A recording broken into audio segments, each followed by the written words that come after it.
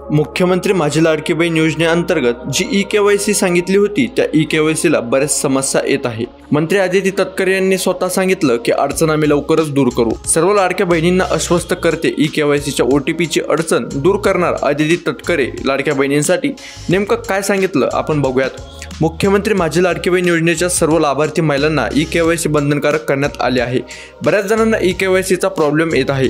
मुख्यमंत्री माझी लाडकी बहीण योजना महायुती सरकारला राज्यात पुन्हा सत्तेत आणण्यासाठी गेम चेंजर ठरली। या योजनेअंतर्गत लाभार्थी महिलांना दरमहा 1500 रुपये दिले जातात। मुख्यमंत्री माझी लाडकी बहीण योजना सर्व लाभार्थी महिलांना ई-केवायसी पूर्ण करावी लागणार आहे।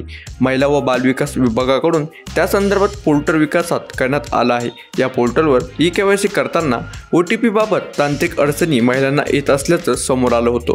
महिला व बालविकास मंत्री आदिती तटकरे यांनी एक्स प्लॅटफॉर्म पोस्ट करून OTP बाबत येणाऱ्या अडचणीत बाब निदर्शनास असल्याचं सांगितलं। ई-केवायसी मधील तांत्रिक अडचणी दूर करण्यात येतील असंही त्या म्हटल्या।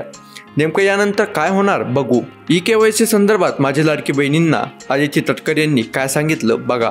मंत्री आदिती तटकरे यांनी सोशल मीडियावर पोस्ट करत म्हटले, मुख्यमंत्री माझी लाडकी बहीण योजनेची ई-केवायसी करताना OTP बाबत काही तांत्रिक अडचणी येत असल्याची बाब निदर्शनात आली आहे।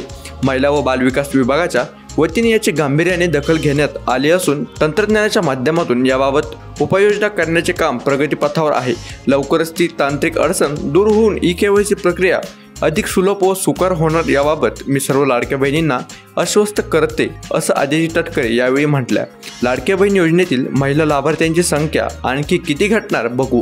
मुख्यमंत्री माझी लाडकी बहीण योजनेच्या सर्व लाभार्थी महिलांना ई-केवायसी बंधनकारक करण्यात आले आहे। या ई-केवायसी प्रक्रियेत या योजनेतील लाभार्थ्यांच्या सोबतचे पती किंवा त्यांच्या वडिलांची ई-केवायसी करणं बंधनकारक करण्यात आलंय। महिला लाभार्थी सोबतच त्या महिलेचे पती किंवा वडिलांचेही वार्षिक उत्पन्न शोधलं जाणार आहे। लाभार्थी महिलेचं जर लग्न झालं असेल तर पतीचं आणि लग्न झालं नसेल तर वडिलांचं उत्पन्न शोधलं जाणार आहे। त्यामुळे खात्री राखा तुमचं सुद्धा उत्पन्न कमी पाहिजे। लाभार्थी महिलेच्या उत्पन्नासह वडील किंवा पतीचे उत्पन्न 2.5 लाखापेक्षा जास्त असल्यास अपात्र ठरवलं जाणार आहे। लाडकी बहीण योजनेसाठी कुटुंबाचे वार्षिक उत्पन्न 2.5 लाखापेक्षा जास्त नसावा अशी मुख्य अट त्यामध्ये आहे।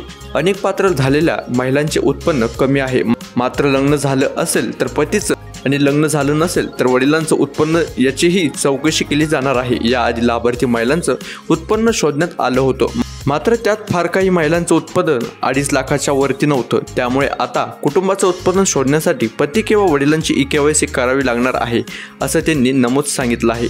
आता तुमचं उत्पन्न किती आहे ते तुम्ही बघा आणि कोणाकोणाची लाडकी बहीण योजनेतून अपात्र ठरले आहेत ते देखील मला नक्की कमेंट करून सांगा। तुम्हाला ऑगस्ट आणि सप्टेंबर महिन्याचा हप्ता आला का मला नक्की कमेंट करून सांगा। हा व्हिडिओ जास्तीत जास्त लाडक्या बहिणींपर्यंत शेअर करा। आपल्या चॅनलला लगेच जाऊन सबस्क्राईब करून टाका। महत्त्वाचे अपडेट लेटेस्ट व्हिडिओ आपल्या चॅनलवर येत असतात, त्यामुळे लगेच जाऊन सबस्क्राईब करून टाका। व्हिडिओला जास्तीत जास्त लोकांपर्यंत शेअर करा।